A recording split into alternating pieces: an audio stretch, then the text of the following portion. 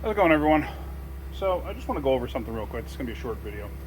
I've said it before. If you don't know what you're doing, don't do it. You may think you know what you're doing. You may think you're saving yourself some money. More than likely, you're not. I see it almost on a daily basis. I have a Kia here, a Kia Sportage 2010. Customer is having running concerns, so he decided to replace the ignition wires and spark plugs himself.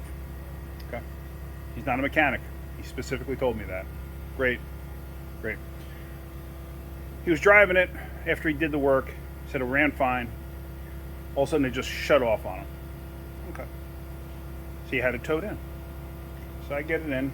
I scan it for codes. First thing I did, scan it for codes. I had no codes. I had a code for like a vacuum leak, possibly. It was unmetered air or something, whatever it was. Possibly left the vacuum hose off, whatever. I wasn't too concerned about that. No other codes in it. Okay. I did check it for vacuum leaks.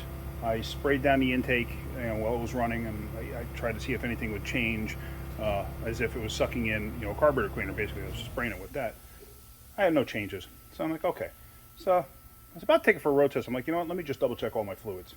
I get to the coolant, take the cap off. There's nothing in there. Okay. Go to pressure test it. It will not pressure test. Okay. So I start adding coolant. I added a gallon. First, I added a half a gallon of coolant, then I added half a gallon of water. Nothing. No leaks, no nothing. Added another half a gallon of coolant. I started adding a half a gallon of water. All of a sudden, I hear a splish, splish, splish. And then I find this. That's coolant being forced out. So, what happened? Well, if you look under here, there's a throttle body. This one has coolant hoses going to it. They were never hooked back up.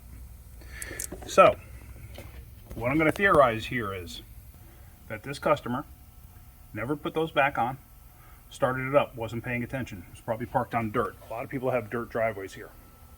He's probably parked on dirt, parked on the grass, whatever, had it running, wasn't even paying attention to it. Took it for a ride, kept driving it until it stopped. Temperature gauge never went up because a temperature sensor reads coolant temperature. It doesn't read air temperature. It will to an extent, but it won't read correctly.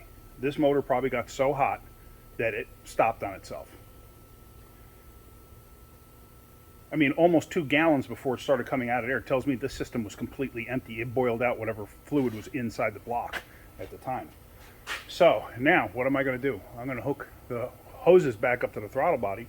I'm going to bleed this system out, and I'm going to refill it, obviously, get it to where it needs to be, and I'm going to take it for a road test. Hopefully, didn't damage anything. It's possible. The problem is the car's got 200,000 miles on it.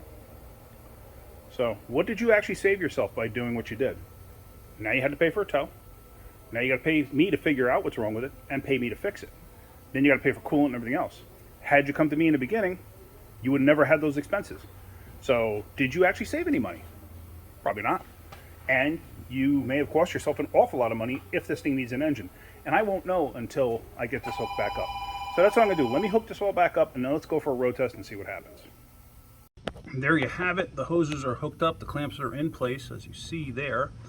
So now, let me top off the coolant, and let's see where this winds up. I'm going to put the air box and that back on so I don't have any mass air codes like I did before for like unmetered air. Yeah, and then let's go for a road test. Alright, so I just finished up a quick road test, and this gentleman is very lucky. Everything seems fine. Everything seems fine. The only thing I can figure this thing shutting off is that it heat seized on itself. It had to have. This thing doesn't have any kind of safety measures to shut down if it detects like overheated cylinder head temperature like a Ford would. A Ford would actually shut it down eventually. And this thing too, let me show you this. There's no temperature gauge. It's just idiot light. Even a regular temperature gauge, if it had one, would probably show a normal temperature or even a slightly under normal temperature. Because, like I said, a temperature sensor has to read the temperature itself. It will obviously pick up from the cylinder head temperature or whatever it's in its surrounding area. It will pick that up and can change, what the actual reading is going to be. But normally, it'll actually read probably a little bit more to the lower side. But yeah, I feel this guy is very lucky. And looking at the scanner, the temperature is hanging out right around 207, 208, which is perfect for this motor, 2.7 Hyundai motor. But yeah, just he got very lucky. But him he didn't really save any money because, like I said, he's got to pay a tow bill and he's got to pay me. So, what did he actually save? Nothing. And he probably spent a half a day doing that job. So, but anyway, that's about it. So I'm actually glad that this worked out for him, because a lot of times this would be a disaster. So, all right, getting something out of my videos, hit that like button. If you could, please subscribe. All right, guys, have a great day. Keep wrenching.